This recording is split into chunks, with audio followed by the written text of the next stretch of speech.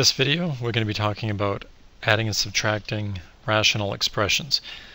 Now, rational expressions are fractions of polynomials. So essentially what we're doing is we're going to be adding and subtracting fractions. Now, if you remember, to add and subtract fractions, the big component with that is getting common denominators. So what you want to do is first you want to factor down to its prime factors. For example, if we were to have something like 2 over 15 plus 3 over 8. What we would do is we would break 15 and 8 down into their prime factors. So this is the same as 2 over 3 times 5 plus 3 over 2 times 2 times 2. Now, to get the common denominator, it would be 1 of every kind that you see. So I would have a 2, a 3, and a 5. And in addition to that, I would take the highest exponent from any one denominator that you find. So this is the same as 2 cubed. So I would take 2 cubed here. So now to get the numerators, we would see what is in the denominator here that isn't in the denominator to begin with. So it looks like we're missing 2 cubed. So I would multiply 2 by 2 cubed. 2 cubed is 8, so 8 times 2 would be 16. Over here I'm missing a 3 and a 5. So I would multiply this essentially by 15. And 15 times 3 is 45. So 16 and 45 is 61. 2 cubed is 8. 8 times 5 is 40. 40 times 3 is 120. So this is what our answer would be. So that's just a review of some basic rules of how you would add and subtract fractions. Essentially, you want to get the common denominator, and then you want to compare the old denominator to the new denominator, and then multiply the old numerator by whatever you need as a factor to go from the old denominator to the new denominator. So for rational expressions, let's look at some problems where we would not look at just integers, but we would look at things like x values and things that could be factored. So 4x plus 1 over 6x plus 5 plus 8x plus 9 over 6x plus 5. So this problem is actually pretty easy because we have common denominators already. So if I were to get a common denominator here, it would be 6x plus 5. 6x plus 5 cannot be factored. It's prime. So what I would do now is take the numerator of the first fraction and add it to the numerator of the second fraction. So I would add like terms. So the 4x and 8x would give me 12x. 9 and 1 would give me 10. Now at this point, I could factor a common factor up there, which is 2. So I would get 2 times 6x plus 5 over 6x plus 5. And you get the 6x plus 5 here for when you factor out a 2 from both of these terms. Now when you simplify rational expressions, once everything is factored, if you can cancel any common factor in the numerator and denominator, then you do so. So both of these would cancel, and that would leave us with a 2. Now with rational expressions, we need to include any restrictions on the variable. 6x plus 5 cannot equal 0, because if it does, we're dividing by 0. So if 6x plus 5 cannot equal 0, if I solve for x by subtracting 5 and dividing by 6, x cannot equal negative 5/6. So that would be our first, the answer to our first example. So let's do one now where the denominators are not the same. So let's say we had 8 over x minus 2 plus 2 over x minus 3. So our denominators are not the same. So the first thing that we would do is factor the denominators. They're already factored. X minus 2 and x minus 3 are both prime. So to get the common denominator, my common denominator would be both of these factors. Now I would have to look at the old as compared to the new in terms of denominators. What does the new denominator have that the old one doesn't as a factor? X minus 3. It's missing x minus 3. So I need to multiply my numerator by that. And when I do that, I distribute the 8 in, so I get 8x minus 24. Now over here, I'm missing the x minus 2. I have the x minus 3 already. I'm missing the x minus 2. So I need to multiply the numerator by x minus 2. So when I distribute the 2 in, I get 2x minus 4. So let's write down this simplified. So we have our two factors as the common denominator. And then add any like terms. 8x and 2x is 10x. Negative 24 and negative 4 together gives me negative 28. I can factor a GCF in the numerator. I can factor out a 2.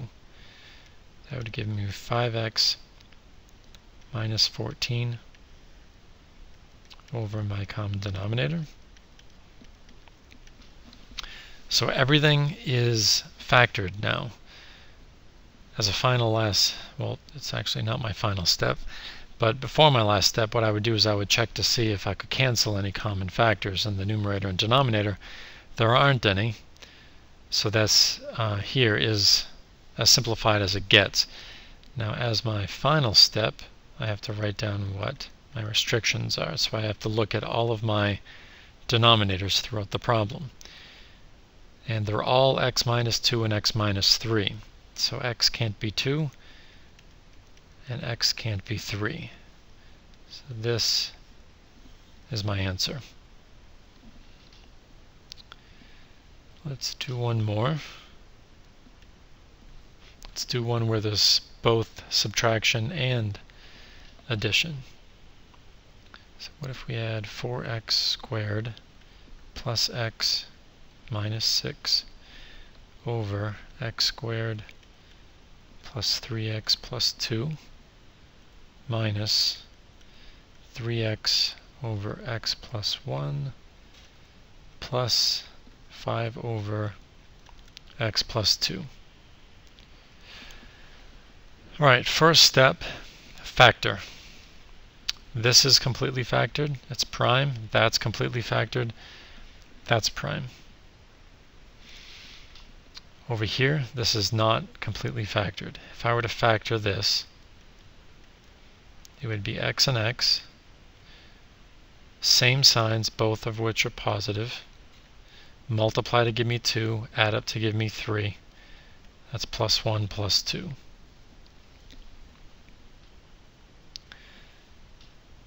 Up here, we can see if we can factor this trinomial. So I can do that off to the side here. My AC is 4 times 6, which is 24. So factors of 24. 2 times 12, 3 times 8, 4 times 6. There's no way that any of this over here would be able to add up to a positive 1. So this is not able to be factored here. Okay, so what I would do now is write out my common denominator, which is going to be 1 of each factor. So it's going to be x plus 1 and x plus 2. Now the question at this point is, do I have x plus 1 or x plus 1 squared? And the same goes for x plus 2, because you might be wondering, if I've got 2 of the x plus 1s and 2 of the x plus 2s, why isn't there a squared here and there a squared here? Well, the general rule is that you take the highest exponent of the particular factor that shows up in any one denominator. So the highest exponent that I see in any one denominator is to the 1 power, or to the first power. If one of these had an x plus 1 squared or an x plus 2 squared in one particular denominator, I would then make it squared in my common denominator. Okay, so now let's compare the old and new. The old, here I have both the x plus 1 and the x plus 2, which is what my new one is, so I'm not missing anything. So I'm going to just keep this and leave it alone. 4x squared plus x minus 6. My second denominator, I've got x plus 1, so I'm missing the x plus 2. So I'm going to multiply the 3x by x plus 2. Now this is where most of the mistakes occur. When you multiply the 3x by the x plus 2, we get 3x squared plus 6x. Because when we're taking the 3x, we're distributing it into both of these terms. Now the mistake occurs with this negative sign. This negative sign distributes into both terms, both the 3x squared and the 6x. So we would have minus 3x squared minus 6x. This over here is where 99% of the errors occur when doing these problems. Most people distribute the negative into the first term, but they don't do it to the second term, but you have to do it. Alright, the last one, I'm missing the x plus 1, so I would do that. Distribute the 5. I don't have to worry about the positive sign distributing in, because it's not going to change anything. So let's just extend this. So we have 5x plus 5. Alright, so we have a bunch of terms here in the numerator. Let's add those together. Let's rewrite the common denominator down here. So let's start with the highest exponent. We have the 4x squared minus 3x squared. That gives me positive 1x squared. Then the x's. Positive 1x minus 6x is negative 5x. Negative 5x and a positive 5x cancel.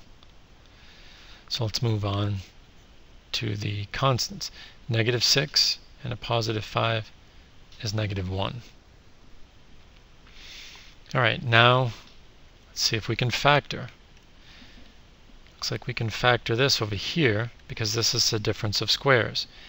So that comes out to be x plus 1 times x minus 1 over our common denominator.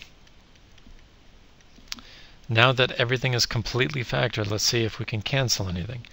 The x plus 1 and x plus 1 cancel, so I'm left with x minus 1 over x plus 2. Now we have to write down our list of restrictions. So this restriction is x cannot be negative 2. We also have the restriction here there and all the other prior denominators.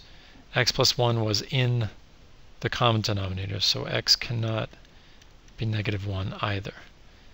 And that is your final answer.